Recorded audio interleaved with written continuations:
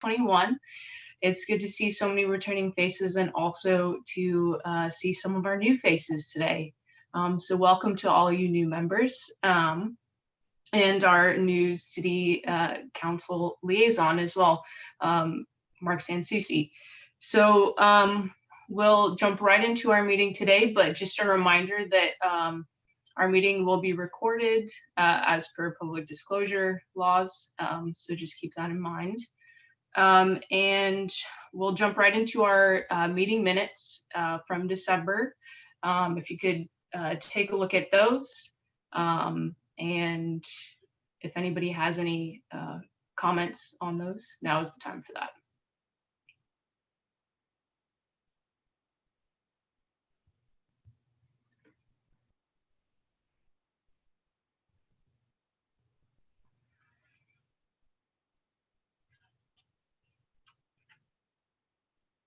All right, does anybody have any comments on those meeting minutes?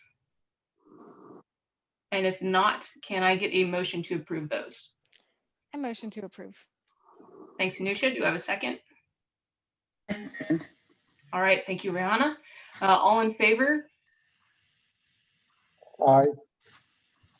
Excellent. Any opposed? All right, thanks so much, everyone. Those December meeting minutes are approved. We will move on to public comment. Is there anybody who is attending this meeting who would like to say something during this time? Alexis will manage those requests as they come in.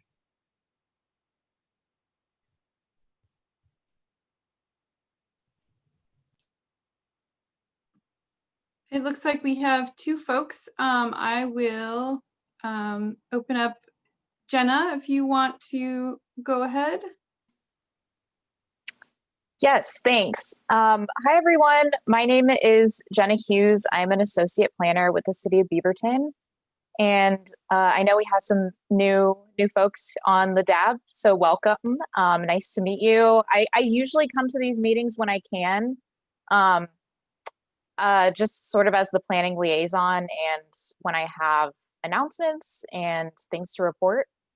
In the past, I've come and presented about the Cooper Mountain Community Plan, and I wanted to share that we are now recruiting for the Cooper Mountain Community Advisory Committee. So last time I came and presented our working project goals, we got really good feedback from the DAB saying that, you know, these are really great goals, but if there's no good way to measure them, then what's the point? And how do we know if we're actually meeting our goals? So we're really taking that feedback and we want to develop metrics, and we're hoping that the Community Advisory Committee will help us develop those. So really exciting opportunity. I'm going to, so the deadline for applications is January 31st. So in a couple weeks, I'm going to post a link to the flyer in both English and Spanish in the Zoom chat. And if you're interested, you can read more. And there's also contact information on the flyer if you have any questions after this meeting. Thank you.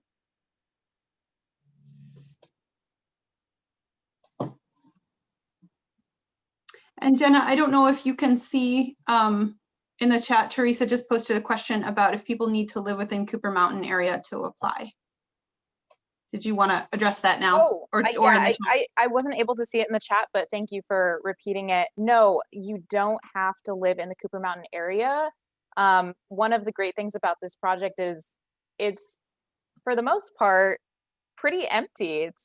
There are very few residents in Cooper Mountain, so we really want to make sure that when we're planning, this is a very inclusive, diverse neighborhood.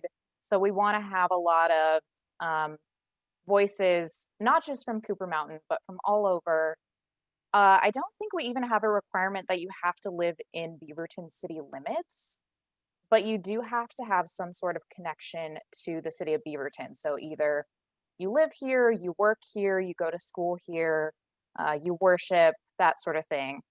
So no, not a requirement. Great, thanks. just so folks know, the chat works. It's a little funny. You have a couple different options when you choose to send to folks. You can send to all panelists, which will just be the folks you can see on the screen, or you can do all panelists and attendees, and then that will also get anybody who's listening to the meeting. So just as a clarification, do we have any? Oh, looks like we have one other comment. Go ahead, Kathy. Thank you. These are really just two questions, and I thought you were the board to ask. The first one is, where can I find out what kinds of commemorations and service activities are going on for Martin Luther King Jr. Commemoration Day? And the second one is, at a recent city council meeting, I heard about great differences between the percentage of people of color who apply for positions in the city and who are then hired for positions in the city. And I'd like to know if what the city's doing about it, but really what this board, if they have any say about that and any action plan. Thank you.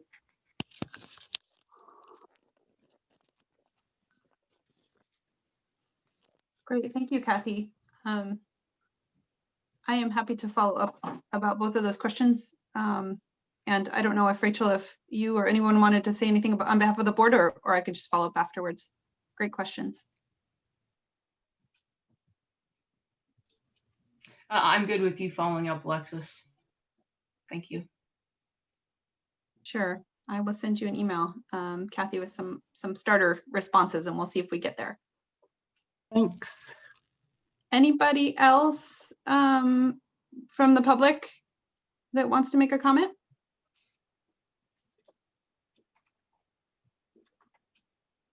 All right, we'll turn it back to you. Thank you, Alexis. And thank you, Jenna and Kathy, for your comments and questions. Next on our agenda is to do some board member introductions. We want to have an opportunity to get to know everybody a little bit better this evening, but we will plan on spending more time doing some of that stuff at our retreat next month. So to introduce ourselves tonight, we'd like to hear your name, hear about your occupation or what you're involved in, what you are looking forward to doing most in DAB this year, and then what has been your favorite quarantine activity. And we want to make sure to try to keep these introductions brief tonight, just because we only have 20 minutes in our agenda this evening for this activity. And I'll have our leadership team start, and then I will call on folks individually in the order in which they appear on my screen, so we can kind of get through this a little bit more efficiently. So I will start. My name is Rachel Hershey. I'm the chair of DAB this year. In my day job, I'm the Foundation and Operations Manager for the Beaverton Arts Foundation. And more specifically, the project I'm working on is the new Patricia Research Center for the Arts in Beaverton. This is my third year on DAB, and I'm really looking forward to setting our new focus areas for this year and seeing what direction the board is looking to go in. And then my favorite quarantine activity has probably been playing board games, and specifically, I've had a lot of fun playing Wingspan. So that's me, and I'm going to move this on to Teresa, who's our vice chair. Good evening, everyone. Teresa Payne here, vice chair, pronouns she, her, hers. In my day job, I am the United States Regional Coordinator for a manufacturing company. We sell industrial knives to sawmills and pulp and paper mills. So if it happens across the continental United States, it comes across my desk. My favorite quarantine activity has to be rewatching all of Game of Thrones, just binge watching.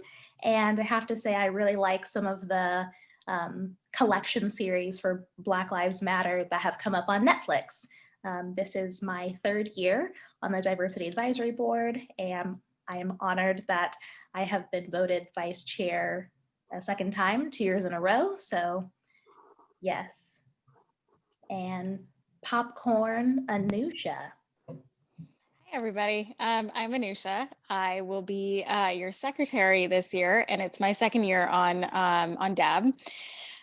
In my day job, I do product development and management at Intel.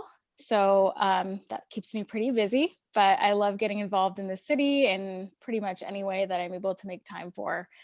And then also, I'm looking forward to this year, since it's my 2nd year, I think really getting more involved. I'm on the leadership team this year, so taking part in some of those conversations, as well as continuing some of the really powerful conversations that we had last year. So yeah, just continuing to do that and then get to know all of the new members of the board. That's what I'm looking forward to the most.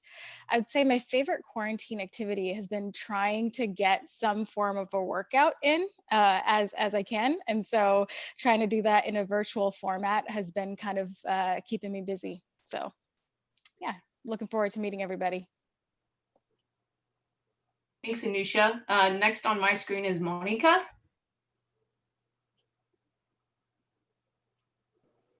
Okay, hi everybody, Happy New Year. My name is Monica Estrela, and I think this is my 6th or 7th year. Seven, I guess. Okay, I'm starting my, yeah, 6? Okay, I'm starting my 6th year now. And I've been very, I enjoy a lot being here and doing so much stuff. I'm very proud of it. So I am a retired teacher, but I still work in teaching. I do a lot of tutoring in Spanish for children or adults. So that's what I do. My favorite activity during quarantine was cleaning very deeply my house and getting rid of a lot of stuff that I didn't even remember I had it. So I put it in bags and boxes, and they're gone from my house. So that was the best part because I love cleaning my house. Okay, if you know. So I think that's the first. I've been involved and I've been helping out in different little places in the city, different little for the housing projects, island projects. So I've been here and there, and I love that. And I just heard that my granddaughter is getting married. So it's like, whoo, I can't believe I have a granddaughter that is getting married. And she is going to a fuller scholarship for medical school in UCLA. So she's transferring from Santa Barbara to UCLA. So, woo, that's why I have so many white hair. Thank you. That's wonderful news, Monica. Next on my screen is Annie. Hill. Hi, Richard, thank you. So my name is Annie Hill. I have been working in a global trading and a global supply chain for my entire career. I'm currently working at a similar position at a sports company. So my favorite, I'm a new member, by the way, and so my favorite quarantine activities, a lot. So I need to find the most popular one, 3 for me: running, dancing, and reading. So I'm very happy to join the team and looking forward to know everyone more and yeah, be able to work more. Thank you. Thank you, Annie, and welcome. Thank you. Next we have, looks like Ramon. Hi, I am Raman Belji. I am a real estate broker specializing in hotels and motels. Have been here in Beaverton for 41 years. The reason why I wanted to join is because I want to give something back to the community where I live in. And my favorite quarantine activity is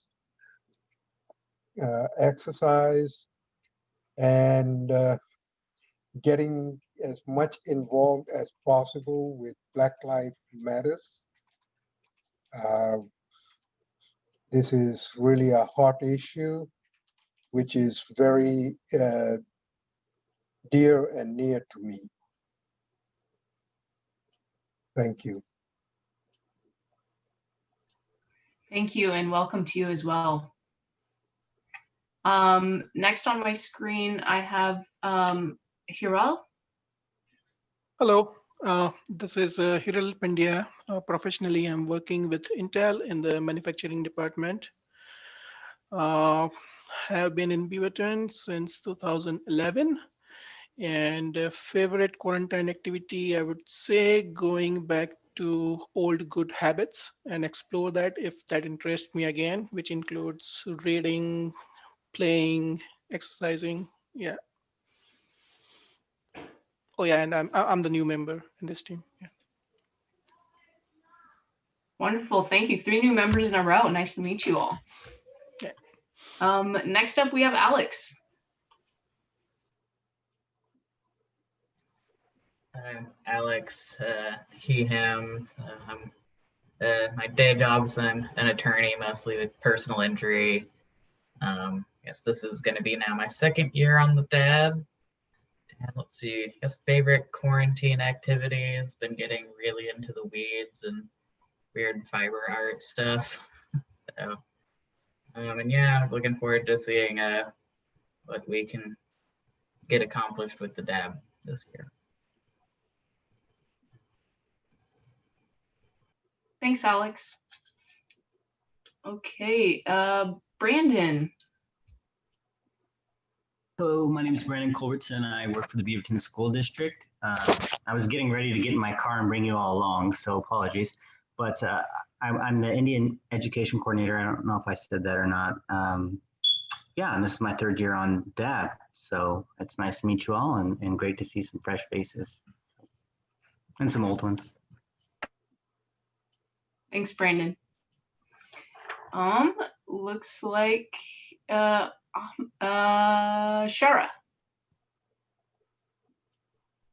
Hi everyone, welcome new board members and happy new year to all of you. Shara Nouri, pronounced she, her, hers, my 2nd year with DAB. My day job is recreation leader with THPRD Conestoga Recreation Center. And my favorite quarantine activity is doing workout and yoga, peaceful yoga with my family, and cooking a lot of delicious food. And I'm hoping we meet in person and bring some food with me. Thanks, Shara. Rehana. Hi, everyone. Welcome new members and existing members, and congratulations, Monica, on your granddaughter. Good news. My name is Rohana Malik, and my day job is very extensive. I'm a full-time mom of 3 teenage boys, so you can imagine the chaos in this house right now. There's clothes everywhere. There's food on the walls. There's shoes and socks everywhere. So I'm constantly cleaning up. It's fun though. So my favorite quarantine activity has been going on long walks. So much so that I actually injured my ankle and was in a cast on one leg, and then injured my other ankle on the other leg. So I'm in recovery mode now. So we've been hiking and walking a lot. It's been nice and refreshing to do that. And I look forward to DAB this year, setting some new goals for ourselves and making sure, you know, we achieve them and do the best we can to achieve what we can in DAB in this current state. Thank you for having me, and thank you for all being here. Thanks, Rayhana. Christian. Good evening, everyone. My name is Christian Salgado. My day job is a business development consultant for Portland General Electric, and as I'm just looking forward to being more involved with my community. I've been living in Beaverton since 2016, and we really love it here. And this is where we're gonna make our home. So I figured I better get involved and do what I can to just give back to the community. And as far as quarantine activities, I just finished a grad program, so I didn't really have much time to do a lot of activities. But one of my favorite things about quarantine is being home with my puppy all day. It's one of the best things, I think, as the outcome of this. So just looking forward to meeting all you and seeing all the great things that we can accomplish together. Thank you. Thank you, Christian. Welcome. And we will need to see pictures of your puppy. Next up, let's have Monije, please. Hello, everyone, and welcome the new members and welcome back the old members. My name is Monije Mehrnoush. I'm originally from Iran, been in the States for almost 35 years, and in Beaverton since '98. And with DAP, my relationship with DAP started 7 years ago. So this year is my 7th year, and I am honored to be part of this great board. And since I am with Unite Oregon as well, I am like co-chair of the board of Unite Oregon. That's how I got into, because of 2 great leadership programs through Unite Oregon, I found my way to the city of Beaverton. First, I served in HTAG for 2 years, and then I decided to join DAP. My job is I am a Farsi interpreter. Usually I do the in court and law offices, and also healthcare clinics and hospitals. And for the quarantine, you find me in Costco. My walk and exercise all is in Costco because I'm doing the shopping for all my friends and the community, because I have lots of friends who are seniors, and so I go shopping for them. And just go even drive from Beaverton to Wilsonville to take the stuff to them, because I have friends who are taking care of their old parents. Like this friend of mine, both parents, they are dealing with cancer. So her hands are full, and so I do the shopping. At least that's the least I can do for her. And then I find caregivers for my friends. They call me Monije. We need to go to do this, and we need someone to take care of our moms. Okay, fine, here, there. So I am always doing all this stuff. And other things I do, I am involved with 3 book clubs. I'm so happy that I get the chance to read. And the good thing about COVID for me is just I'm able to do back-to-back meetings. I don't need to travel, so I have more meetings right now. And I'm finding international friends. Oh my God! And some of my meetings, they are from India, England, and Germany, and it's so exciting. So I'm going to be more talking when we have the retreat, and I love everyone. I love so much that I'm meeting you all. Thank you. Thank you, Monije.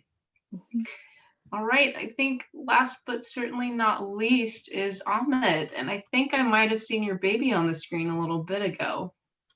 Yeah, he's in my lap right now. Hi everybody, nice to see you. I didn't see you from last year. This is a long time. My name is Ahmed Zubaidi. I'm originally from Iraq. I'm a refugee. I arrived to the United States in 2014. I'm involved with DAB from the first year I arrived with Beaverton Night Market. And what I can say, like for 4 years or 5 years, I'm being a volunteer helping with Beaverton Night Market. And last year, finally, they accept me as a board member with DAB. And this is second year for me with DAB. And I'm working as a community liaison with Beaverton School District. I'm with Brandon, same department. I'm a community leader with Iraqi Muslims community. And I have an organization called the Arabic House in Oregon. And I'm super excited for this year. Let's hope this will be better more than 2020. Thank you. Thank you, Ahmed. And actually, let's hear from Alexis as well as our staff liaison. Let's have you introduce yourself to everybody. Oh, yeah, okay. Although I might need a reminder on the prompts. Sorry about that. Hi, everybody. It's really nice to see you all. Welcome to new folks. And it was great we all got to chat in advance of this meeting. So nice to see you again. I'm the staff liaison and the equity and inclusion manager at the city. It's my great privilege to work with DAB and has been since 2014. And I might be able to get this. My favorite quarantine activities have been just spending a lot of quality time with my daughter and just hours at parks and hours doing things that we might not otherwise have as much time for. And just outdoor things in general. Oh, and my hope for DAB this year, I think we're rolling off a really incredibly productive and great year last year. So I'm just hoping that we can keep the momentum going. And I'm really, really hoping that we can meet in person later in the year. Thanks. Thanks, Alexis. I definitely share your hope, as I'm sure most of us do. Excuse me, Rachel, I wanted to announce something. This is Manijay. Can I announce something? I forgot to announce that Casey Jama, the executive director of Unite Oregon, just got appointed for state senator. And I am so excited about it. I don't know how I forgot about announcing it to our members because most of us know Casey Jama, and I am really, really grateful for that event and that appointment. So thank you for letting me announce that. That's wonderful news. Thank you for sharing that, Monijay. And we do have 2 more board members who I don't believe are present, excuse me, this evening, Ugana and Dennis. So hopefully we'll get to meet them at the retreat next month. And then I would also like, when we get to the liaison reports in this next section, if everyone who's doing a liaison report can introduce themselves as well, that'd be wonderful, so we can get to know a little bit more about you. And so with that, we'll move right into those liaison reports, and we'll start with Councilor Marc and Soucie. Welcome. Hi there. Hello to everybody. I know there are a couple of folks here who have been with DAB since the very beginning. And in fact, there are 2 people here who've been with this process since back when it was just a task force that started, I think, in 2009 or 2010. I know I went to a number of those meetings back then, and back then I remember seeing quite frequently Lieutenant Stellingworth, who was a regular visitor to those meetings as a police liaison. So this is an institution that's been around for a while, and it's accomplished a lot, which is great. I've been on the city council for 12 years. My professional background was software development, but I don't do that anymore. I'm a half-time city councilor. In my spare time, I have one of my favorite quarantine activities, which is learning how to play the viola, which I've been working on for a number of years, and quarantine gave me more time to practice, which is a benefit. And I also love spending time outdoors with my wife. Council updates. First of all, with a change in the form of government, with a change in a number of the positions of elected positions, we've been going through a number of changes in our liaison assignments. And in fact, we're going to be doing some discussions about how to structure a number of things, perhaps differently than we have done in the past. So I can't say, for instance, if we're going to continue the tradition we had established of having council liaisons serve for 2 years in a row, as opposed to maybe 1 or something else. We'll find out. That's a discussion that's yet ahead of us. Right now, the month of January, I think you're going to find the council spending a lot of its attention on the organization and reorganization of our work. Since we have a larger council, we have 2 brand new councilors. We have 1 councilor who's moved into a new role as mayor. And we all have to figure out how we're going to work together under the new form of government with a city manager instead of with a strong mayor. So one of those activities is coming up this next long holiday weekend. We're going to spend Saturday and Sunday and half of Monday in a long council retreat. Not terribly far away. It'll be in council chambers, I believe. We're going to be physically distanced. We're all going to get COVID tests in advance of it so we can be sure that we're going to be safe. We're going to be masked. You know, all the right things are going to happen, but we felt it was important for us to meet face to face in order to identify what our primary priorities are, what our communication models need to be, what some of the organizational activities are that we think are important for us to do, both for the council to be effective and to help our staff continue to be effective, because they have been for years and years and years. So I think probably what will happen is sometime after that retreat takes place, we'll start to share some documents that explain what some of our conclusions or initiatives were from that.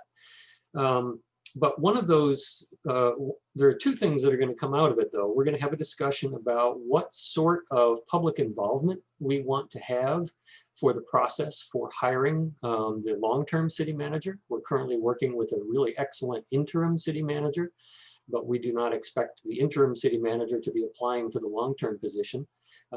He can, but preliminary indications are that he won't.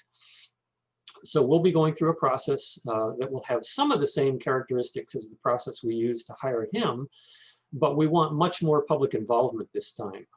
We want the community to give us some feedback as to what they want to see out of a great city manager for the city of Beaverton. So we're going to talk about what questions to ask and who to ask the questions of in order to make sure we get good feedback from all of the people who have a strong interest in giving us their feedback on that question.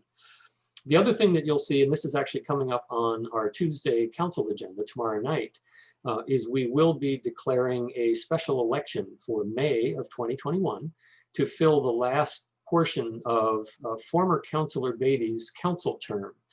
Now that she has resigned that council position and has been sworn in as mayor, we have an empty council seat.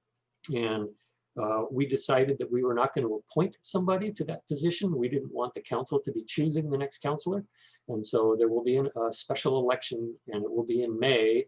And there will be a filing deadline for that in early March sometime. And I can't tell you the dates, but you can go to the Oregon Secretary of State's website and look up what the dates are for filing deadlines for the May 2021 primary election or special election. So you'll see that happen. The other thing that I wanted to mention that specifically pertains to the Diversity Advisory Board is that as part of the swearing in ceremony that we held for 2 new councilors and a new mayor last Tuesday, it was 2 weeks ago, it was last week, I think it was recently. January is a very busy month. We also swore in officially 2 judges. We have now 3 judges for our municipal court. And the judges in Beaverton are employees of the city council, not employees of the city manager or previously the mayor. So the hiring process was a council hiring process, and they are sworn in as independent employees of the city that report only to the city council. And that is to give them judicial independence from the staff and from the clerks and the attorneys that work in the city. But the interesting thing is we now have 3 judges, they're all women, and 2 are women of color. And one of them was born and raised in Kabul, Afghanistan, the most recent person to join the team at the court. She went to college here in the United States, got her law degree here in the United States, and so has been a resident of the United States for quite a long time. But it is it's kind of very interesting that we have somebody who was born and raised in a clearly war-torn country who is now serving as a judge in our municipal court here in Beaverton. I think it's just a sign of what Beaverton is these days, a wonderful place that welcomes people from all over the world and tries its best to integrate them into the activities of the community. So hopefully we can keep that up here at the Diversity Advisory Board and keep it up all across the city. With that, I'll take any questions, but happy to turn it over to the next person in line.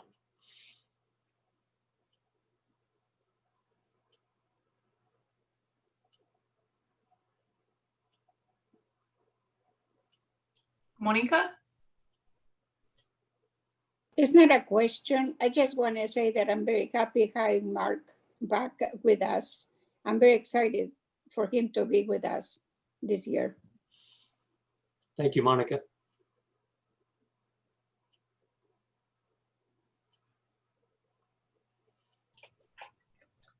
All right, let's move on to our next liaison report. We have Karenna here with the Mayor's Youth Advisory Board. Please introduce yourself before giving your report. Okay, hey everyone, I'm Karenna. This is my 3rd year as youth liaison here. Outside of DAB, I am a senior at the International School of Beaverton, and I'm the co-chair of the Mayor's Youth Advisory Board. And during quarantine, I've spent a lot of time playing my clarinet more and listening to a lot of Taylor Swift. And so I'll get into some of the updates from MYAB, specifically with the diversity subcommittee. Since we've been having a lot of issues with attendance, especially with everything being on Zoom, we aren't able to do, sorry, a second.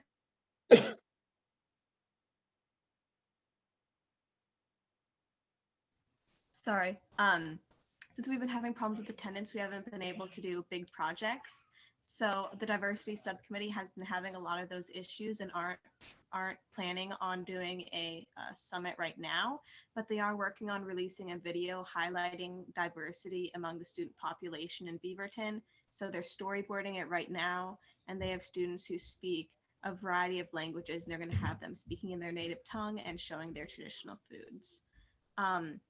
In a different subcommittee, we have a community involvement subcommittee, and in that one, in December, we were able to secure materials for, package and release 250 COVID care packages for people who needed them. So that supplies like masks and hand sanitizer, and so we were able to do that. And we also started an Instagram page, so I can link it in the chat. So if those of you who have Instagram can check it out and see like our updates and things like that. So that's how MYAB is going right now. And I can take questions if anyone has any.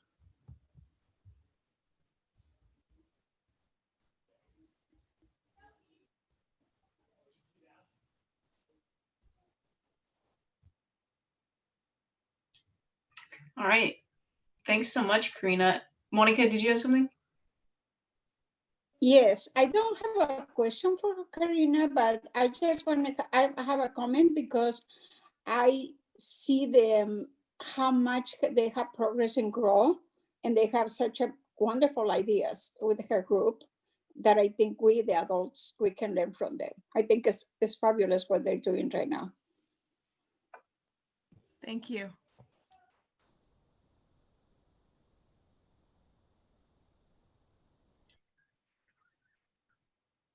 All right, thank you, Karenna. We're looking forward to having you as our MYAB liaison again this year.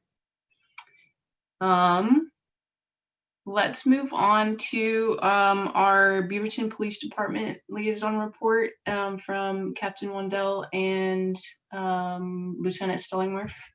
Please introduce yourselves. Well, Neil and I didn't figure out who was going to go first, so I'll hop in real quickly here. So my name is Paul Wandell. I'm a captain with the Police Department Administrative Bureau. I've been in law enforcement 33 years. This is probably my final year in the job. I I say 33 years because I've seen a lot of change over 3 decades. And I originally started my career back in Nebraska, where I'm from originally. So I spent 12 years in Nebraska before I came to Oregon in 2000. So I'm still getting used to Oregon, especially the rain, obviously. I don't know if I will get used to that, but we do love it here. So I'll kind of keep my liaison report short. I kind of made some notes here with the new members on the board tonight. I just want to kind of make sure that all the new board members know that Neil and I are available at any time, and we'll pass along our work phone numbers and cell phone numbers. So if anybody has any questions, concerns, or issues, you can reach out to us at any point. And then let's see what else I got.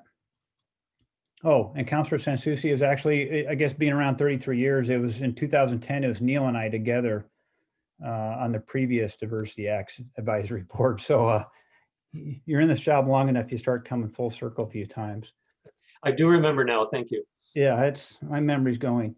And then Rachel, I did get your request kind of via Alexis kind of midday, and it's been a very busy day on providing more of a high level review of Beaverton's role in the DEI plan for 2021. And if I can make a request, I'd kind of like to maybe at the next meeting, maybe slot out just a few more minutes of time from my perspective on how we can achieve that goal and work with the DEI plan, if that works for you. Sure. Is there anything that you wanted to say at this time, or just push to next meeting? No, maybe just a few things. Real quick, before I forget something else, on the internal equity team, kind of working with Alexis, I think we're going to have 2 new members from BPD on the internal equity team, which is good. And I think the deadline was coming up on the 15th, Alexis, something like that. Okay, I still got it. And then, you know, so I came on to DAB here just a couple months ago, and the chief moved us around a little bit, and Captain Mike Smith went to patrol.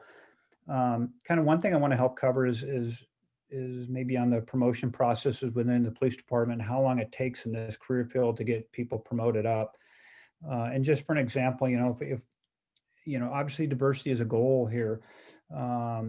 You know, before someone promotes even to the rank of sergeant, you're looking at 8 to 10 years, and the rank of lieutenant, you're going to have somebody in this career field for at least 10 to 15 years. So it's kind of a building process on that.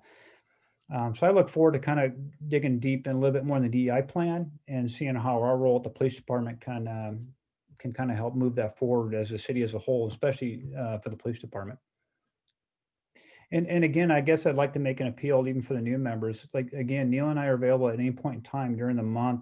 I know it's hard, at least, especially in the Zoom environment, to try to provide information and get feedback in such a short time frame. So, and I think Rachel and Alexis, I think I'm good with that.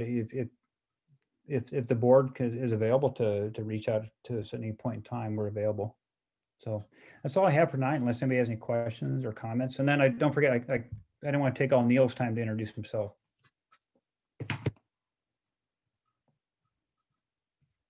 And Neil, that's your segue into, it's your turn.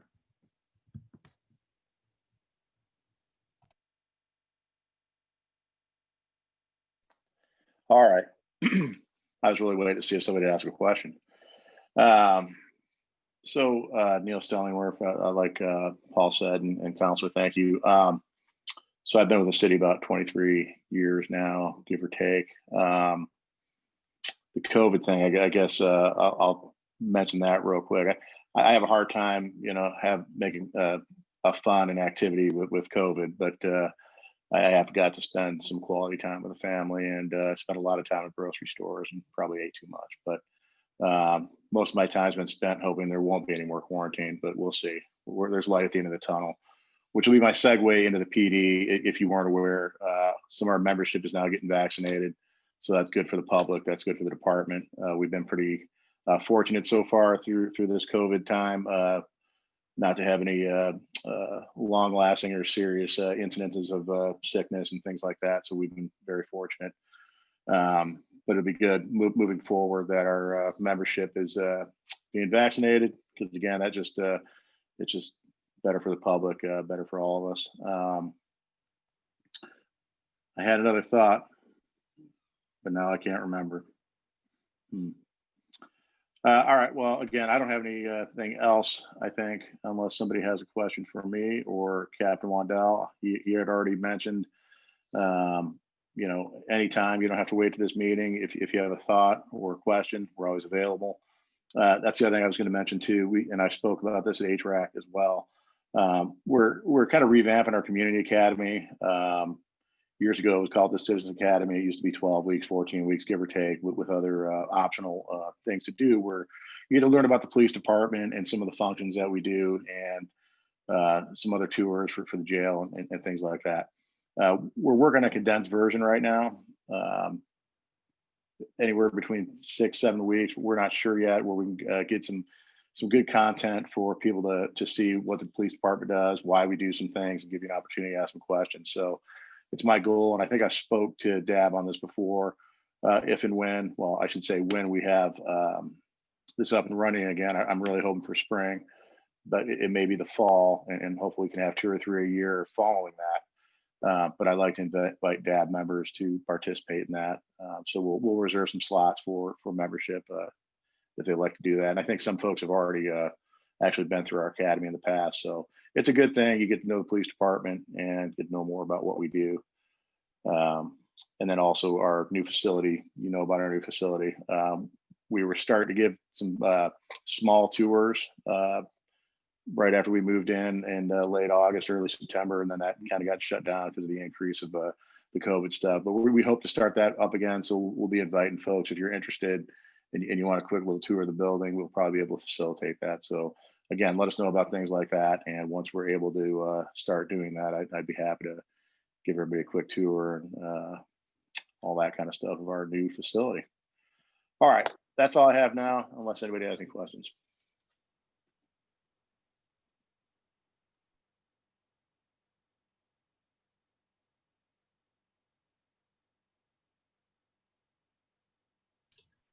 Ramon? Yes. Does Beaverton Police Department have ride-along program? Yes, we do. You can be invited by department members, things like that. But typically, going back to the academy thing, that was always part of the academy, where if you go to the academy, we set you up with a ride-along with one of our officers. Obviously, right now with COVID, that's not something that we probably do right now, but that's certainly something we can do. And if you're interested in something like that, yeah, get a hold of Captain Wandell or I, and we can arrange that. Obviously in the future, but at some point, sure. Fantastic. Thank you. Thanks. Any last questions or comments for our BPD reps tonight? Neil, did you get a haircut? Who's asking that? Who's asking that? This is Teresa. I did. I noticed your sideburns look very smooth. I can tell from here. Well, thank you very much. I had that done today. So there that's you one go. thing about COVID too. I think notice these things. Just saying. I've gotten less haircuts during COVID too. So I've kind of slacked on that also. It's time to get back into business here. Yeah, I'd have to say, of the times I've seen your face on Zoom, it's the best. I don't know who your barber is, but keep this one. Mm-hmm. Yeah, it's a soft lighting here too. So Teresa, are you saying you're supporting that beard of his? I'm not quite sure. I'm not judging. COVID's been wild times for everyone. So if that's what he's doing, let him rock it. It looks good on him. I agree. Yeah. All right. Well, we'll stay tuned. We'll see. All right. And with that, we're moving on to me in liaison reports. Teresa Payne here. I've already introduced myself, so I'm just going to move right along. I'm also the liaison for the Housing Technical Advisory Group for the City of Beaverton. In the HTAG's last meeting, we gave ratings to the 5-year housing action plan for the City of Beaverton. If you have a copy, it looks like this. And if you don't have a copy, let me know, and I'd be more than happy to provide one to you offline. So for the people experiencing housing insecurity and houselessness, we gave this rating in progress. So just a side note that due to recommendations by yours truly, we were able to give it scoring similar to that of scoring from the Diversity Advisory Board and how we give ratings to the DEI plan. So DAB had some influence in how rating for the Housing Technical Advisory Group's 5-year housing action plan went forward. For affordable housing, we gave it an overall in progress rating. And for housing supply, we also gave it an in progress rating. And if you'd like me to go in further detail, I'm more than happy to discuss it with you in the chat or discuss it after this meeting. But based on the 1-year goals, we felt like we judged based on the 2019-2020 fiscal year and had made a lot of progress, but unfortunately, COVID threw a wrench in a lot of the plans that we had to move forward in the calendar year 2020. So trying to give credit where credit is due, being fair, but also the realities of the fact that we were judging on the fiscal year, not necessarily the calendar year of 2020. So that is my liaison report for HTAG.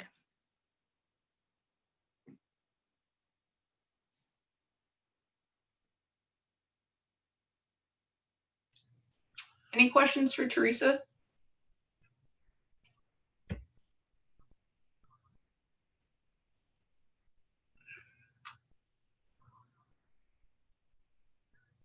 All right, thank you, Teresa. I appreciate that. This next section of our agenda is intended to help us lay the foundation for our work this year and set the stage for what we hope to accomplish in our board retreat next month. And so we're going to kick that off by having an overview of DEI initiatives at the city. Alexis and some of her IET team members are here to present this section. Great, thank you for the introduction. We, I think we'll also just start with some introductions. Rachel kind of set the structure for that. So I'll just tell you all what we're planning. We're planning to do, we'll do a round of introductions. I've brought 3 members of the internal equity team with me tonight. This infamous internal counterpart to the DAB that I've told you about, but we've never joined the two before, so you could meet and hear from them.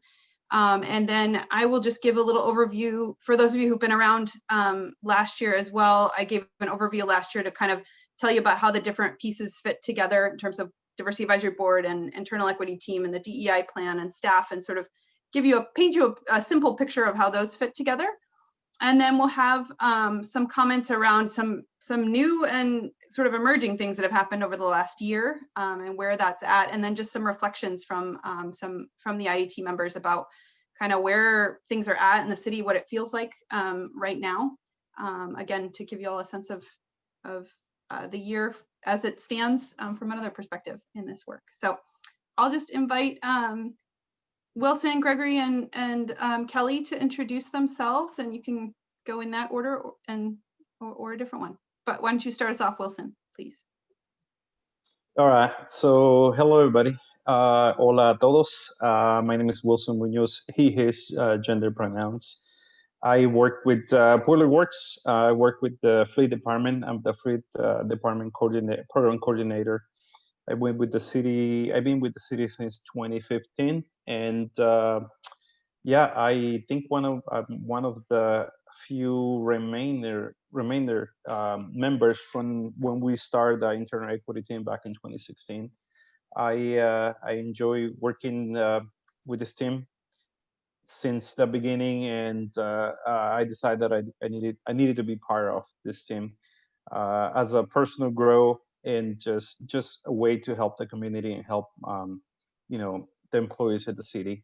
So excited to see you all and see what you guys are up to. Alexis has invited us all before COVID, but we couldn't participate, and now thanks to Zoom we can participate. So yeah, I will piggyback to Kelly. Thank you, Wilson. Hi, everyone. I'm Kelly Perkins. I have been sitting on the internal equity team for 2 years now, and it is my pleasure to be on this team. I have learned so much, and I was so naive thinking that I knew so much. So I'm so grateful to be here, and looking forward to meeting you all. I've met a few of you, but not everyone. So it's so nice to see all of your faces and be here with you tonight. Thank you for the opportunity. Go ahead, Gregory. Thank you very much, Kelly. My name is Gregory Garavedian. I have been with the city for close to just a few months shy of 3 years. I've been on this team for just a few months, actually, but so far it's been really an honor to work with everybody. Like Kelly says, I've learned a lot. I hail from California, and for a long time I felt like, well, I'm multicultural, I know these kind of things, but being able to share that knowledge and learn and really celebrate what that means is important for the work that I do here at the city. And being in HR, we are a very important piece to that. So I want to make sure that I can bridge some of the communication gaps that we've had maybe in the past and make sure that that we're working all together. Good evening. Awesome. Thank you all so much for being here tonight. I'm going to share my screen really quick so I can just share an image with you all as I talk about these different components. Again, if you're new to the board, some of these terminology and all of that, the names for these different things might be new. So I thought it might be helpful to look at. So just to say again, so the three folks that just introduced themselves are part of our internal equity team at the city. And so this is a group of individuals from across the 8 staff, they're all staff from across the 8 departments at the city who have expressed an interest in being part of the city's internal work on DEI and moving this work forward. So it's a best practice in this work in the field to have an internal group as well that has a pulse on what the organizational culture is like, what institutional policies and practices are that community members may not be as privy to because you're not living and breathing inside the organization. So we really need to do the internal and external work. And this is this team that has really helped forge the way since 2016 to do that. So the space, we meet on a monthly basis, and the idea is partially to do what these folks have shared already. Some of it is professional development work and learning and processing and reflecting, and some of it is providing advice and recommendations for internal policy change at the city. So the team's really about building those internal champions across the city, across city staff, about shifting organizational culture around DEI from the inside. You all do it from the outside.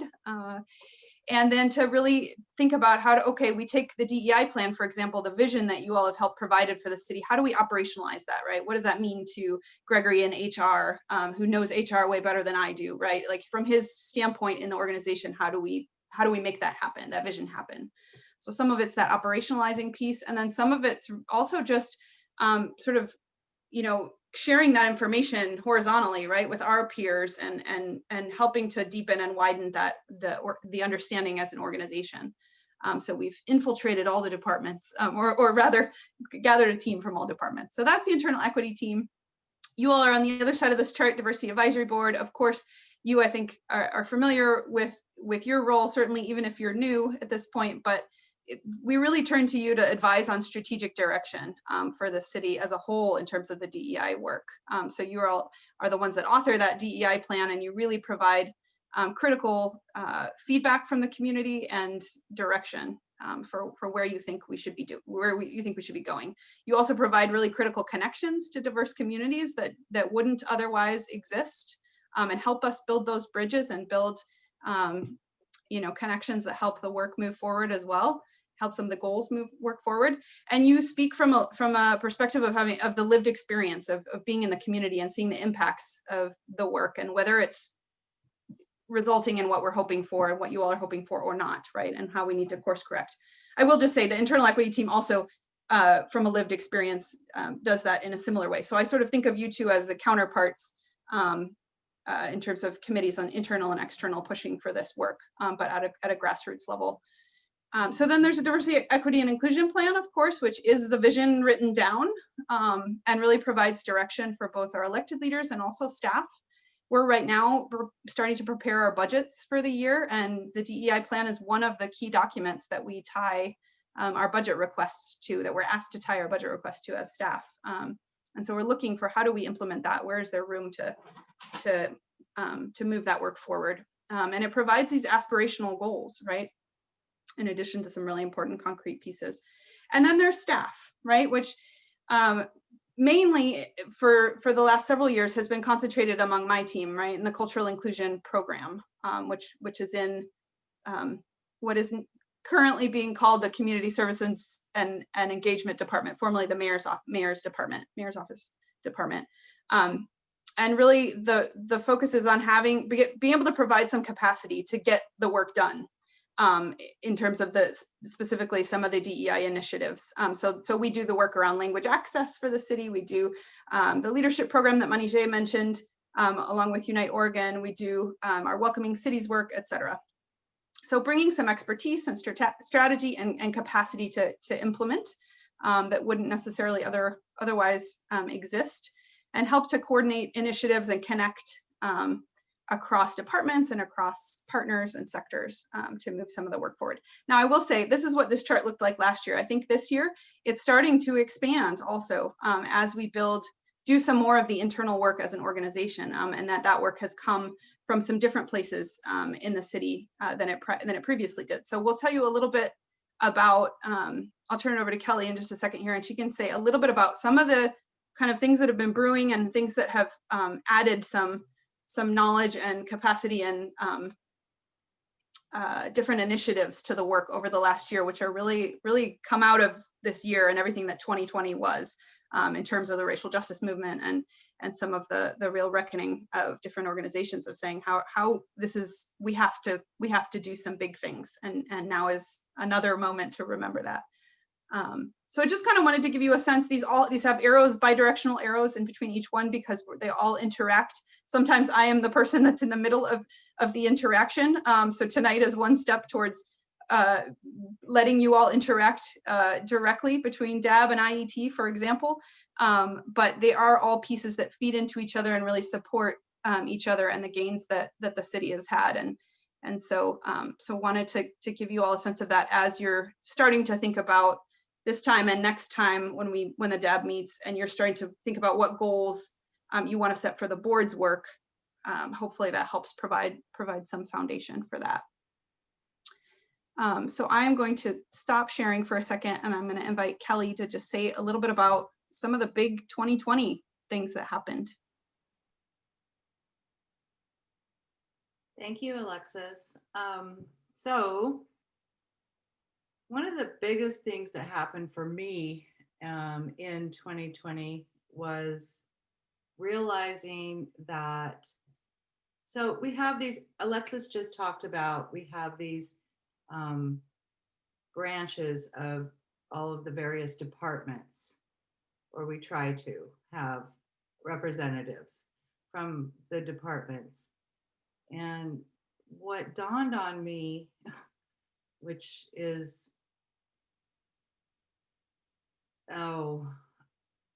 anyway, let me go forward, is that I was not sharing out to my whole department, because my department consists of 80 plus people. And I was sharing out with my team. And I felt really good about that. But this year, it dawned on me that I was not sharing out with the rest of my department, and there was not necessarily representation from other teams from my department. So happily, I suggested to the internal equity team that we start, making sure that we try to share out to our entire departments. And at the end of our meetings now, we do a recap on making sure that we know the important factors that we should report out on, and so that we can easily then share them with the rest of the city. And so when I was stumbling earlier, it was like, wow, that should have been a no-brainer, right? Because that's one of the goals. And I'm sure it's in the charter that Alexis provided to me, but it just didn't click with me. So I'm really glad that I figured that out, and kind of sad that it took me so long. But I think the rest of the internal equity team is on board. The other thing that I really love that we have done is we formed a book club, and we have read, the books that are chosen by Megan Cohen. If you guys don't know, Megan Cohen is an avid reader, and she reads. I mean, my gosh, I don't know how she reads as much as she does, but she finds the books for us, and we have read books. We're currently, we just finished Undocumented Americans, the first book published by an undocumented citizen. And our past readings are, this is a great one, Good Talk by Mira Jacob, How to Be an Anti-Racist, Ibram Kendi, White Fragility, Robin DiAngelo, The Hate You Give, Angie Thomas, Tell Me How It Ends, and So You Want to Talk About Race. Those are just a few. So that has been, I mean, our education, or my education value, has increased significantly. So those are a couple of the things that I wanted to report out.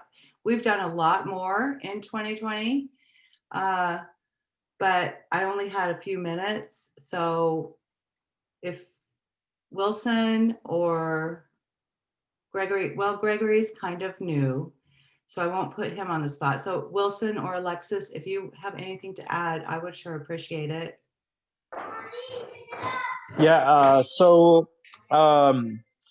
like, thank you, Kelly. Like Kelly was saying, we have about 8 departments, and within those departments, we have different divisions. So the needs from each department vary from side to side. You know, what police need and what public works need, or the library needs, may be different needs. And we all are in different levels in our equity journey. And something that struck me along the way is, people have asked me before, how come why you're so involved with equity if you're already people of color, you're already working with the government? And my quick reaction, quick answer was, I want to leave a better place for my kids. My kids are Latinos, you know, they're mixed. So I need to give them a better place for them to grow and be themselves. So something that I have learned along the way, it's how we, in the beginning, we did have a suggested voice, and now for, you know, even though 2020 has been a difficult year, as a result of that, the direction from the city is, the department heads are actually reaching out to us. Hey, we want a partnership with you. We want to listen to you. We want to hear what ideas you have, what you think we should do better. And that we didn't have that before. We had it individually between me and my director, but we didn't have that as a group, you know, representing the whole city. So we have a lot of things that have momentum going, and momentum carry. So we're trying to use all our resources right now to you know, put different programs in place to have the city the best city in the area. We have a long way to go, and we're here to stay. So we're gonna do as much as we can to keep that work going.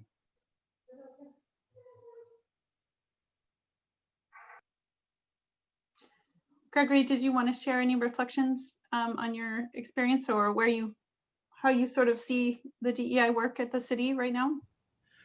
I just want to say that yes, even before I was on the group, I started reading some of the books that the IET was reading, and that was another thing that kind of got me inspired, because I was able to get our HR department to read How to Be an Anti-Racist, and I found that it's a very good way that you can create a safe space. And even though people might be on different equity journeys, like Wilson said, it's a really great way to get people talking about things and maybe push some people further on that journey if they're a little behind. But I think it really engages people in some great ways. And I think it's something that we can look forward to, I think, using that tool, maybe even citywide.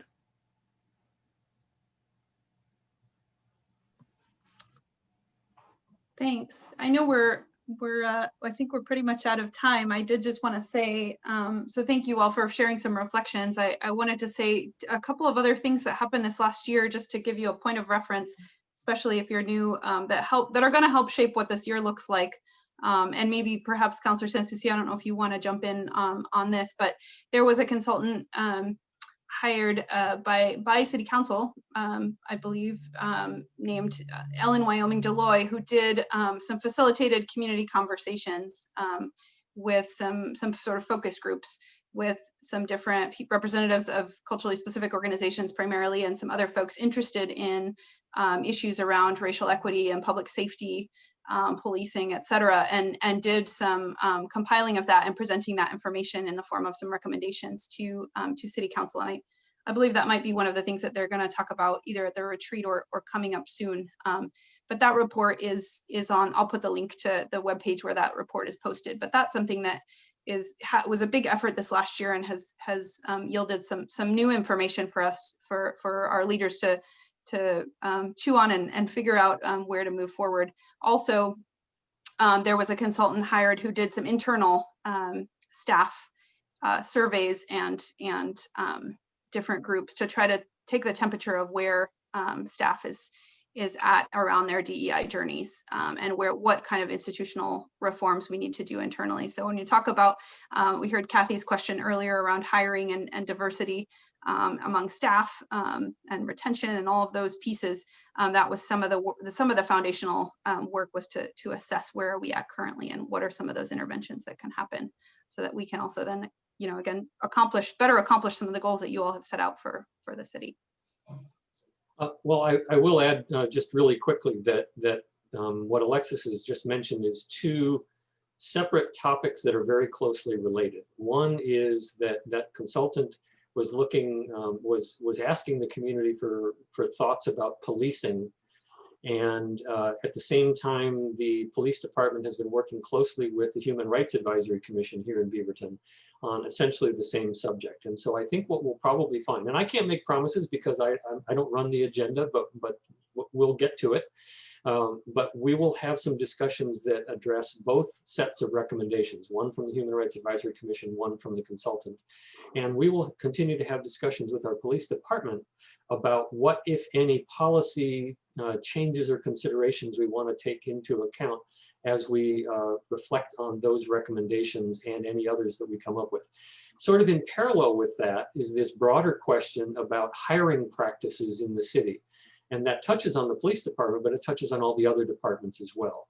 And Ms. French did point out an issue that we've pointed out for a couple of years now, which is that racial racial statistics in our hiring are not what we want to see. And so there's going to be some work, I think, in the next year to dig into the question of why that is and what we need to do to change that. So I don't have any answers, but I can tell you that your council has questions, and we're going to dig into those questions and see if we can help the city manager and the department heads and all of the management personnel in the city figure that out. What are ways that we can improve on what we think is not necessarily the right place to be right now?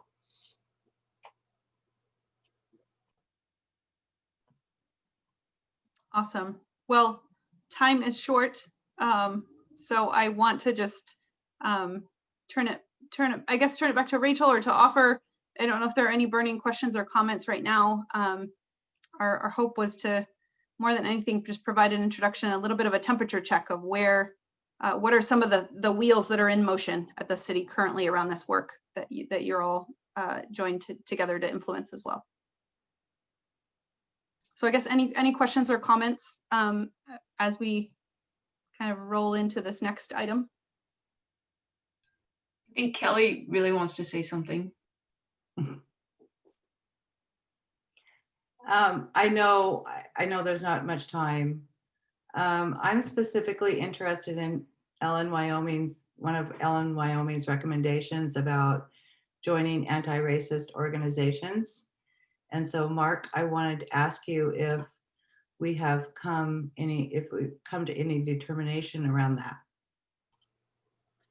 We on the council have not yet had an opportunity to respond in detail to the recommendations of in Ellen Wyoming Deloy's report. We will have a work session or a discussion at length at a council meeting coming up where we hopefully will be able to give you an answer to your question.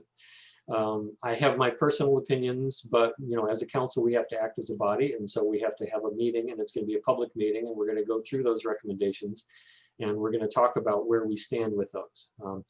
I do know that we want things to be different than they are today. I can't tell you exactly which threads are going to be pulled and how hard they're going to be pulled. I can't tell you how much effort will be put into which aspect of this problem. But I can tell you that nobody's satisfied with where we are today. Thank you.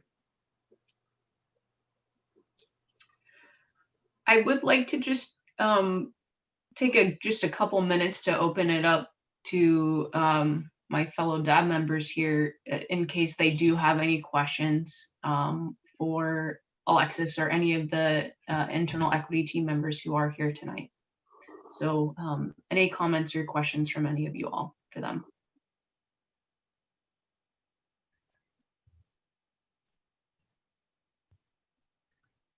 Teresa? Yes, I'd like to make a comment, and that is I'm just thankful for all of the work that the internal equity team has done. As Alexis mentioned, that all of the volunteers within the city of Beaverton, specifically on the Diversity Advisory Board, that have come before us, and those that you see here today, and even those that you don't.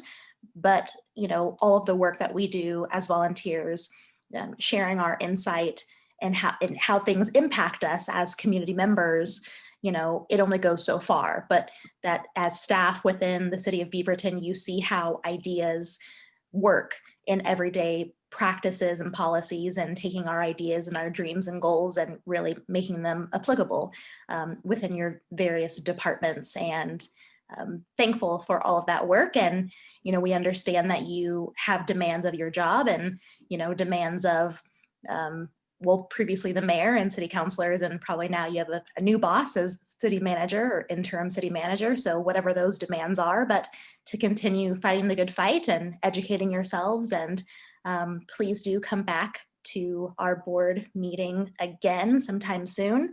And I just want to give a note to some of the new members. I was one of the participants with Ellen Wyoming, and she did 4 90-minute conversations in August and 1 in September. There were 28 participants, 17 organizations, and there was even an optional survey. And some of the conversation key questions were, what's important to you right now? How should we be moving forward from here? What do you want to see happen? And some of the methodology she looked at, 5 initial subject areas were policing, public safety, public health, race, and accountability.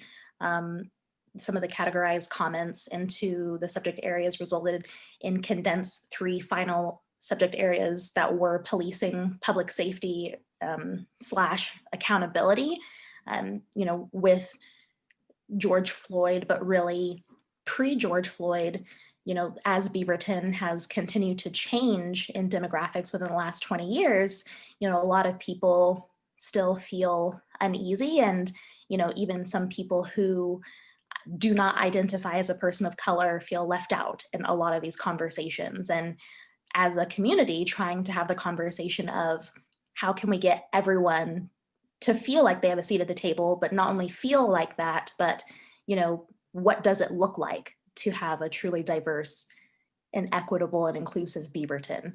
And sometimes it's really difficult to answer those questions because you don't want to make it specifically for one certain group.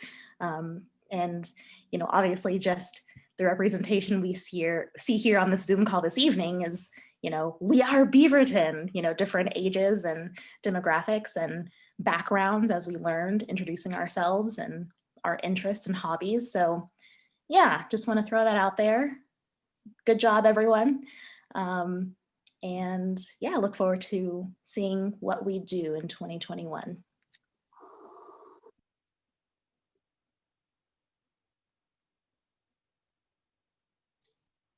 All right. Well, I just want to give a huge thank you to Wilson, Gregory, and Kelly for being with us tonight.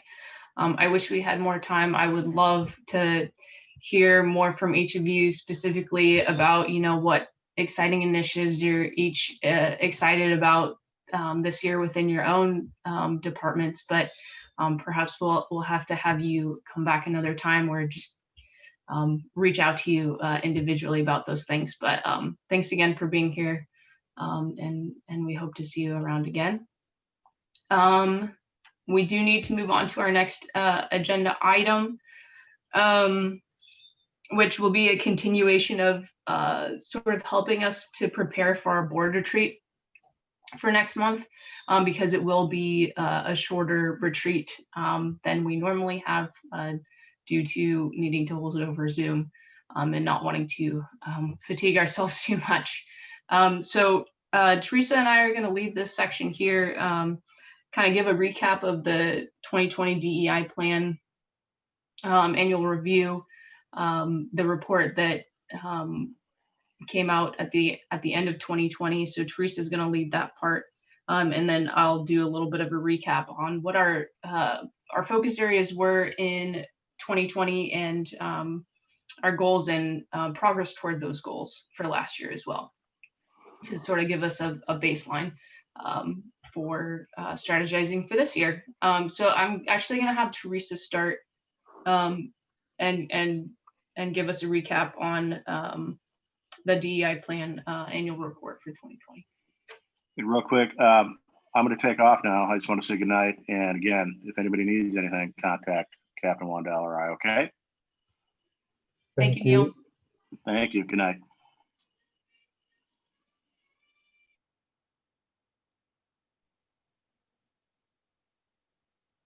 Okay, thought there was going to be like a secondary goodbye or something, so just giving a moment for that. Yes, so 2020 was an active year, even though we all had to transition from in-person meetings to Zoom. Still a lot of participation in events going on around the city. One of our goals last year was to attend one city council meeting per quarter, which we did 3 out of 4, which was great. We had participation in Black Lives Matter movement and some of the other things around Beaverton, and attending various board, committee, and commission meetings within the city of Beaverton, which we were able to do. Rachel's gonna go over focus areas, so I don't wanna steal her thunder too much. But as we continue to be engaged and work on our goals going into 2021, to remember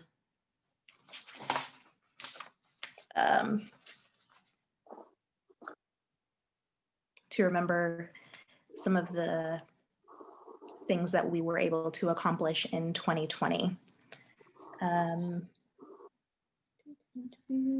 Teresa, did you specifically, I was hoping you could talk a little bit about the DEI Plan annual review that we did, the progress ratings, just like a high level overview of, you know, the progress ratings that we assigned to each of those priority areas in the DEI plan. And then I can take on the focus areas and the specific goals that we had from last year. Yes. Yeah. So for those of our new members, we, at the end of last quarter, broke out into smaller groups to review the diversity, equity, and inclusion plan and give it a progress rating. So if you have taken a look at your DEI 2019 version update, some of the progress ratings that we gave included emerging, developing, moderate progress, and significant progress, and successful. I don't believe any of them had the rating of successful. Had my notes here. They were all developing with the exception of economic empowerment, which was moderate. Yes. Yeah.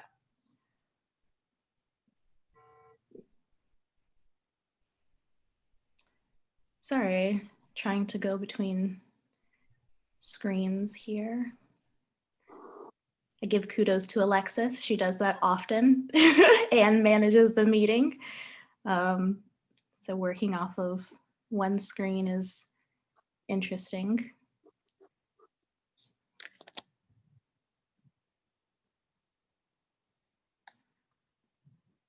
Sorry, Rachel. In the interest of time, would you mind going and then coming back to me?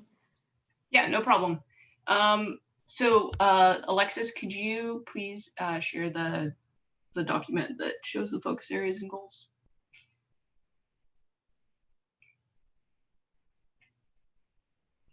All right. Last year in our February board retreat, we established our 3 focus areas for the year, which included place naming, business development, and support. So kind of thinking about the future of the Beaverton night market, how we could expand that, youth entrepreneurship, and accountability to businesses. And the 3rd year was we wanted to really focus on election year civic engagement because of the 2020 census and huge presidential and local elections that were happening, and wanted to see how we could help get our communities involved in those things. And again, it's important to note that when we do choose our focus, our focus areas for the year, we want to make sure that they are relevant to the DEI plan that we have established for the city. And so we originally set goals as well in that February meeting. If you scroll down a little bit for me, Alexis. Thank you. And we actually revisited those goals about midway through the year. Once, we'd been into COVID for a little bit and realized that we needed to readjust some of the goals that we had originally set before a pre-COVID environment. So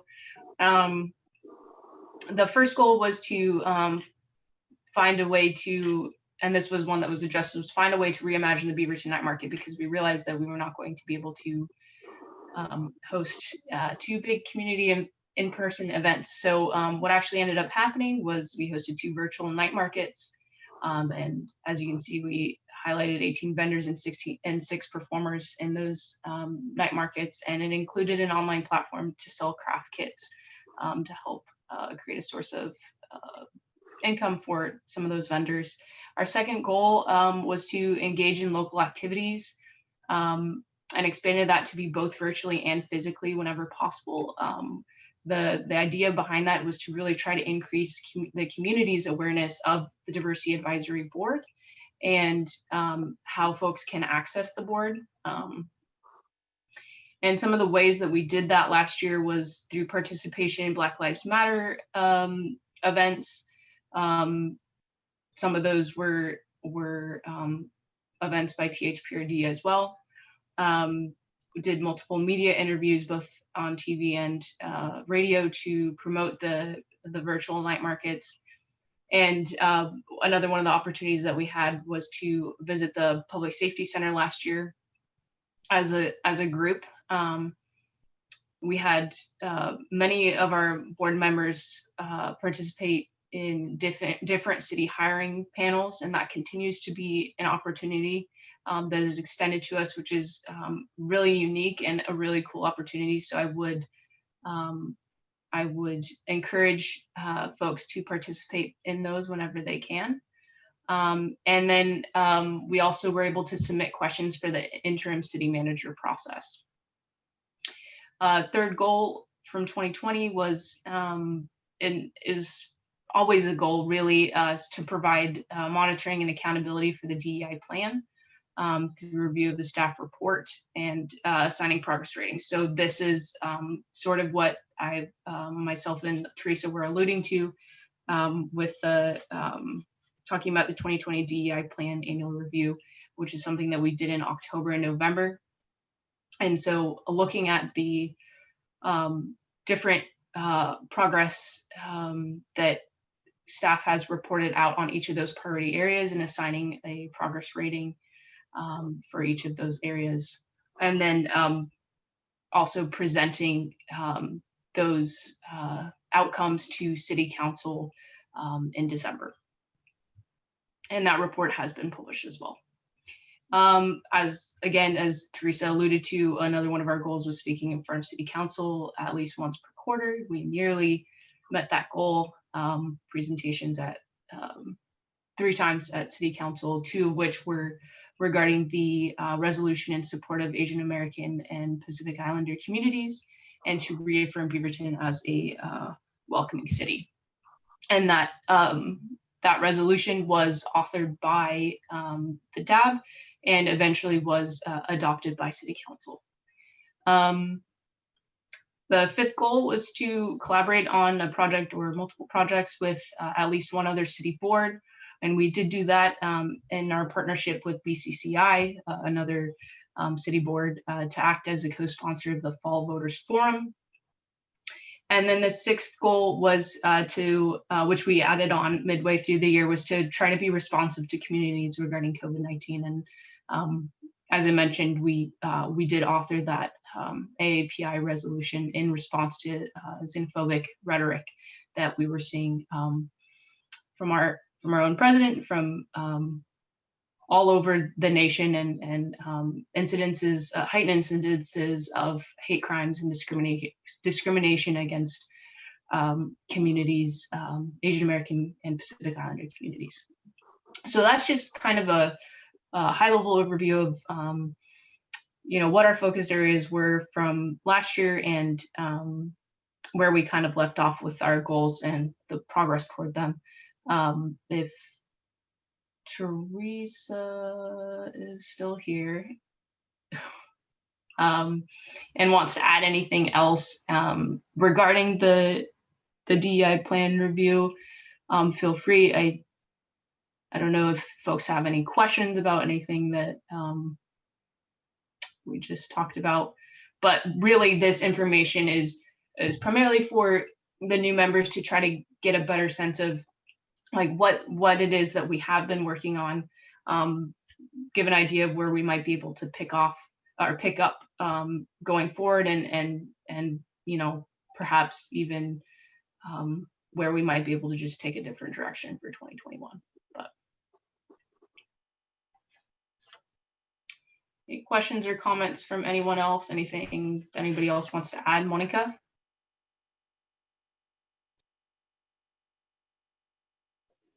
First time I cannot unmute myself. I want to make a comment about, I was able to watch your presentation at the City Council meeting, and I was so proud of what I heard, because it's different when you've been working on those projects, when you're doing it and collaborating with each other, and then when you see the whole thing there. And the way you guys presented at the City Council meeting was so fabulous that, of course, it had to be adopted by the city, because it was perfect, the presentation you both did. So I just want to tell the newcomers that when you see those things, that's when you start feeling so good about yourself, because you are doing something for the community, and we're helping the city to know what we need for the community. So I want to say thank you to you and Teresa. It was fabulous, the presentation. And I think each of us who were there during this process and creating it, it's such a proudness that you have, because it's a work of a group, it's a work of a team, and guided by a very special person, which we know, Alexis. Thank you so much.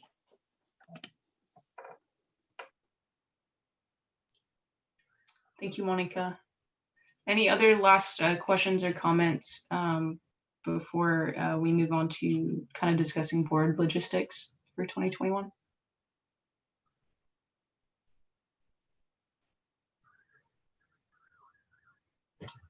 Okay, great.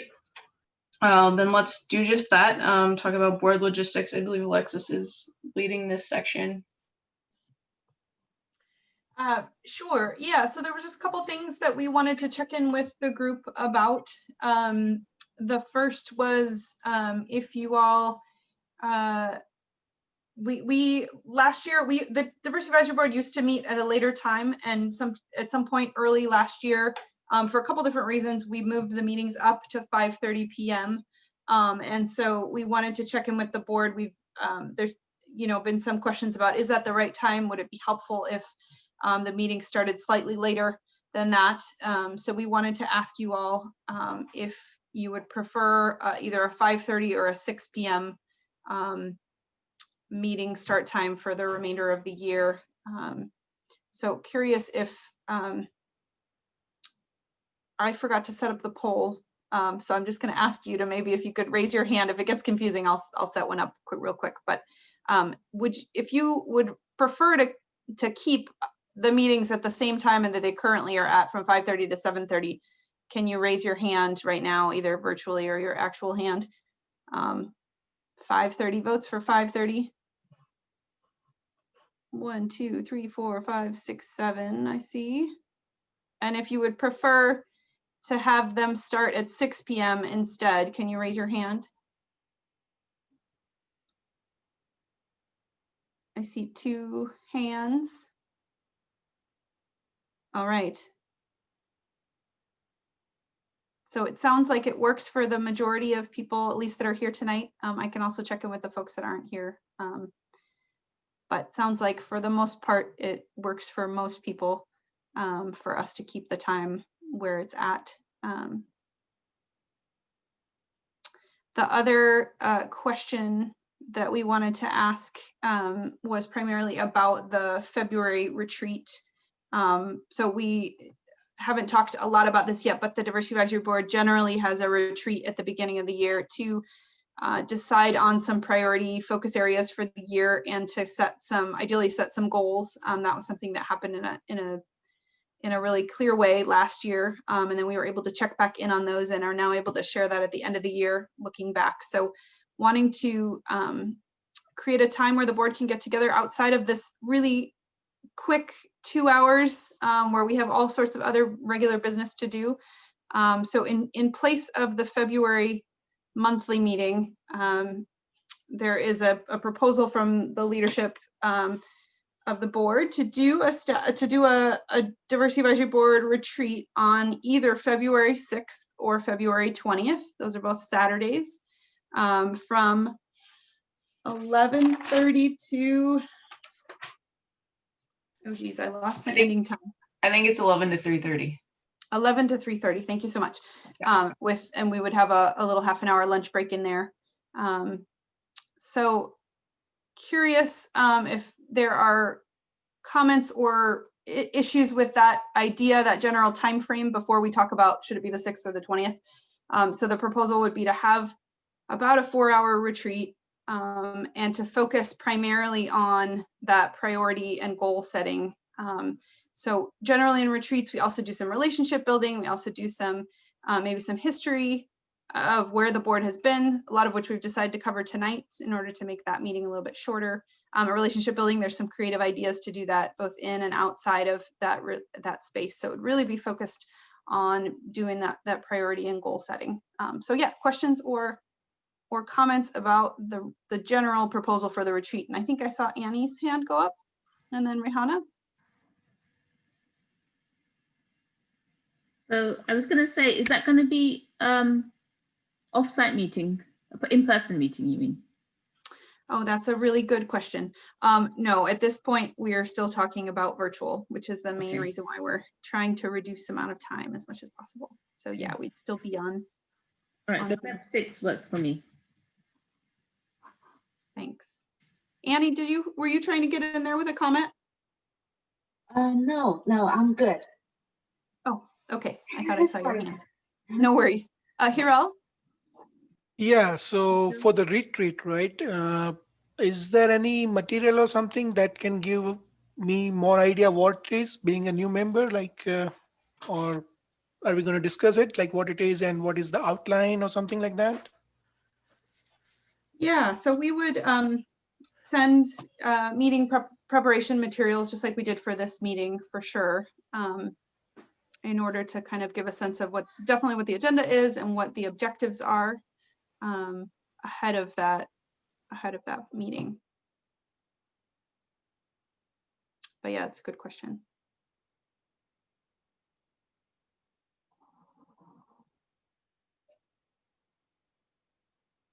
Are people, oh yeah, go ahead, Monica.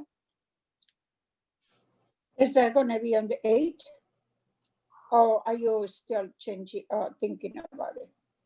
So the proposal right now is to do it on a Saturday, either February 6th or the 20th. Those are the two dates, and it sounds like a couple of people have said, Rehana, you said that one of those dates would work for you. Manijay, I see that one of those dates does not work for you. Christian, did you have a comment? Yeah, so it's 11:30 to 3:30, you said? 11 to 3:30 is the proposed time. 11 to 3:30. So I'm just gonna assume that there's a time built in for like a break. I just tend to get a little angsty after a couple hours on the virtual. Fair enough. Yes, we were talking about definitely a full half an hour lunch break, but also we would build in for the facilitation some time off camera and breaks and such throughout the time. Right. It's a good reminder. Our stamina on Zoom is definitely different. Yeah. Unless you're on the city council, in which case you don't have an option. Exactly. If you have an option, you probably would not choose 12 straight hours of meeting. Okay, so I'm going to assume if there aren't other questions and comments at this point about the general proposal, then we're going to move to trying to figure out if we can determine if one of those two dates would work for the majority of folks. So can you raise your hand if you would, okay, so we're gonna do this both ways. So you can raise your hand for one or both. Please show your availability at the maximum level, right? Like if you could do it on both dates, please raise your hand for both dates. If you can only do it for one, then just raise your hand for one. Whether or not you have a preference. If it's possible for you to be there, please raise your hand. So for February 6th, who could be there? Please raise your hand.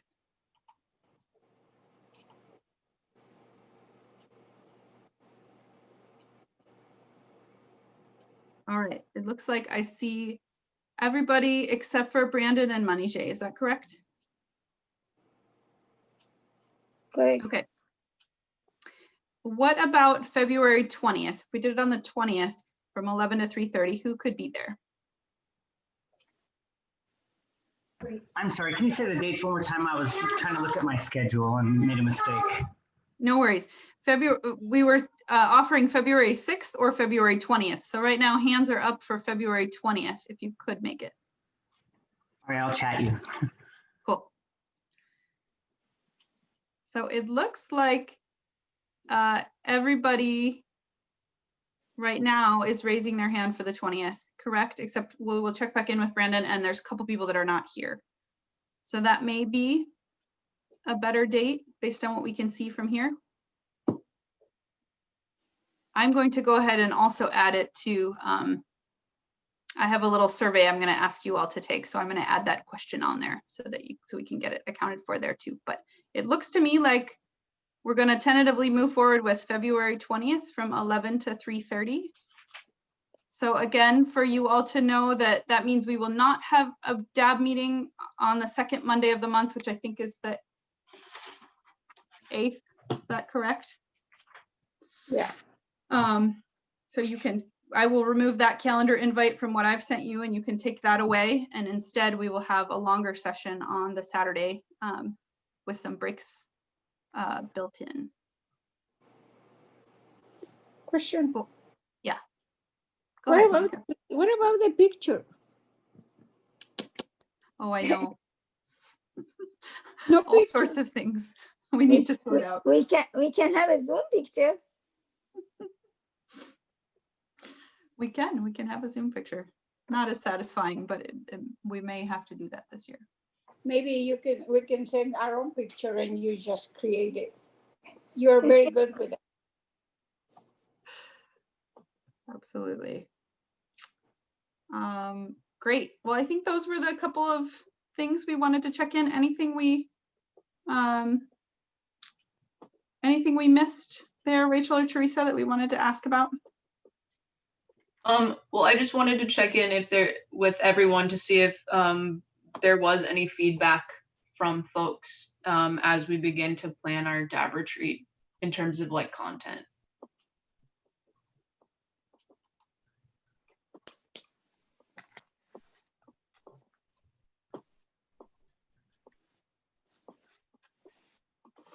Okay, then you are all at the mercy of DAB leadership for our retreat. That's all, Alexis.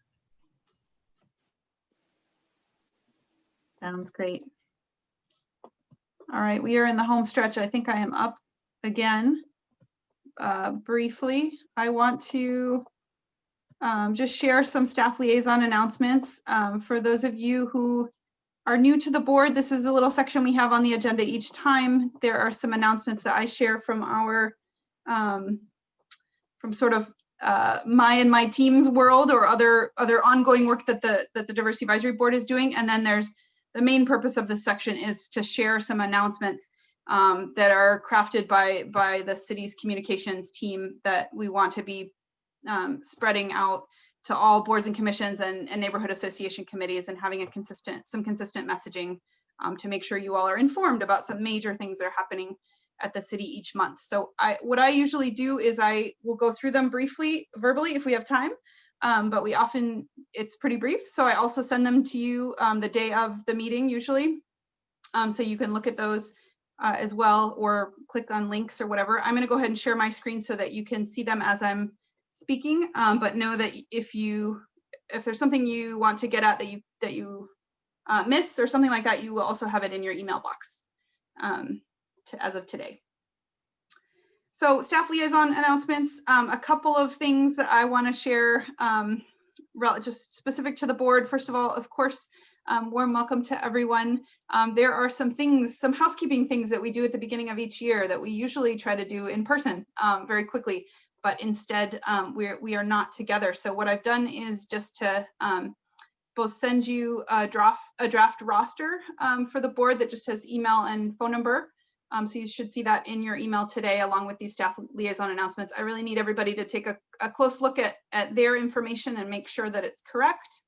So I can make any corrections at the beginning of the year, and I will send out a draft once I hear back from everybody. A final copy once I hear back from everybody. That also has your police and council and youth liaison contact information on it. So I have that we need, and then there are a couple of other random questions that I would like to ask you so that I can just be set up for kind of the logistics of the year. So what I've done is just set up a short survey that I'd like to ask you all to take, and I will add that question about the retreat or about the retreat date, just to make sure we get the final answer on that. But if you can, your homework is to click that link and to go ahead and fill out that brief survey for me. The second piece is that last month at the beginning of the meeting, Rachel Teamy from the Economic Development Program at the city came to ask you all for some feedback around some mini grants, COVID relief grants that they were thinking about offering to Beaverton night market vendors specifically, or sort of setting aside for Beaverton night market vendors. So she asked me to just send a message back to you all to say, thanks very much for your feedback. She got some really good feedback from the survey that most of you did in that moment. And they are moving ahead accordingly based on the recommendations that you all made. So some of the things that she heard overwhelmingly were that you wanted them to prioritize funding more people. So it was either more people with smaller grants or less people with bigger grants, right? We heard a prioritization for spreading it to more people, more people possible. And that you wanted to open it not just up to vendors in the past year, but all past night market vendors, but being really careful to make sure that some questions are asked to make sure that people truly need the funds and that that's part of, you know, their income and their sustenance. So some careful work around making it a fair process, and that it reaches the goals that we're looking for. So she wanted to give you that update, and she wanted to, and that it is moving forward. They got approval to move forward with that. And wanted to let you know that she's working on a simple grant application that she'd love to run by the board just for any feedback. The idea is to make it as sort of as low barrier, but as useful as possible for this. So in the next couple of weeks, I'll send an email from her. And if you have a chance to take a look and give some feedback, that would be really great. The second piece is that there is, we've at a couple of meetings last year, some folks, and also Teresa has shared this on behalf of HTAG, but that there's a project at the city called the Downtown Equity Strategy.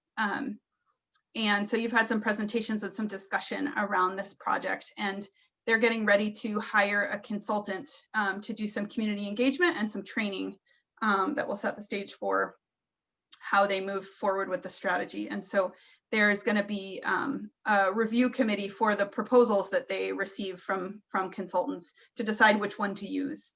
So they're inviting, if there's a DAB member that would be interested in serving on that committee, they would like to start to get folks organized, because in February, they're going to go through a process of reviewing submitted proposals and scoring them, having a meeting to discuss those things, and then possibly interviewing some of the firms or the consultants that are highest scoring on that. And they recognize that could be a mountain of work, and are setting aside some funds to offer a stipend for the person that would participate in that. Some more details to come, but please let me know if you are interested in potentially serving on that committee. The scheduling, I can tell you sort of when it's happening in February. I can't tell you the exact times or days. I think that would be built around the committee and people's availability. But some of it would be on your own reviewing proposals, and some of it would be, you know, getting together to meet.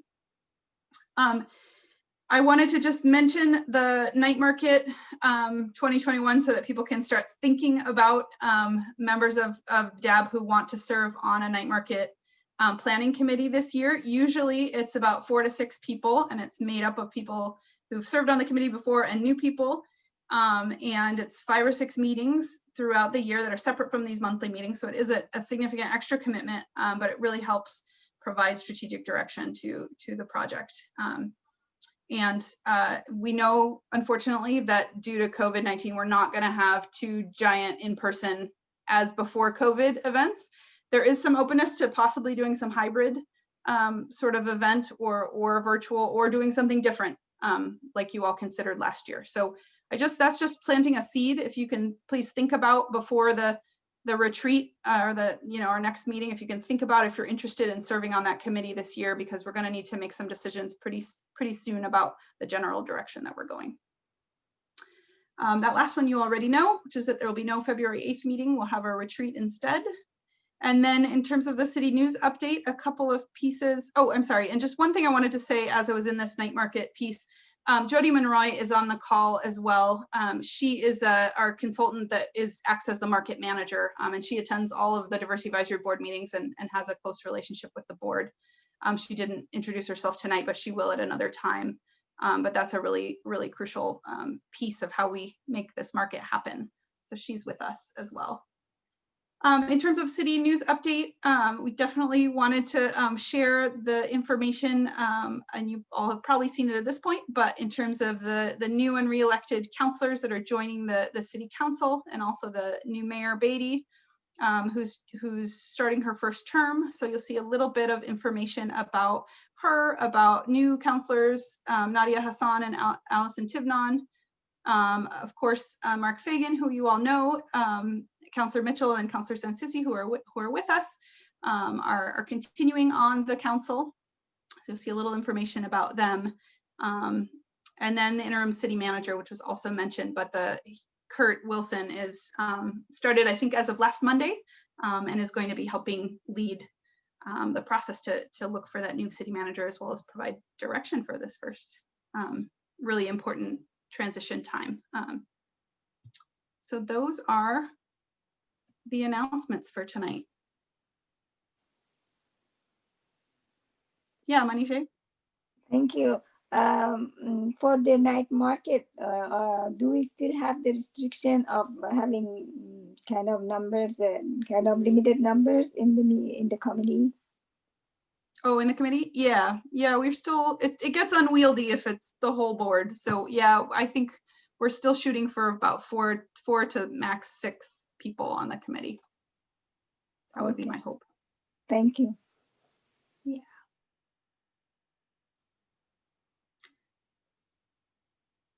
All right. Thank you, Alexis. And thank you everyone for a very successful first DAB meeting of 2021. Before we leave tonight, please, a little homework to think about in preparation for our retreat in February. Really start thinking about what your goals are for our board this year, and what focus areas you would like us to prioritize, whether or not we continue the ones that we had from last year or have completely new ones or a combination. But really give that some intentional thought before our retreat. And so sorry we're a couple minutes over, but we're done. And thanks so much for your time, everyone. And nice to meet all the new faces. So thank you. Thank Thank you all. I love you. Thank you. Thank you. everybody. Nice to meet y'all. Good night. Good night, everyone. Bye. Bye, Alexis. I'm planning on coming to the office tomorrow. Bye, Rehane. I love you. I'm planning on coming to the office tomorrow.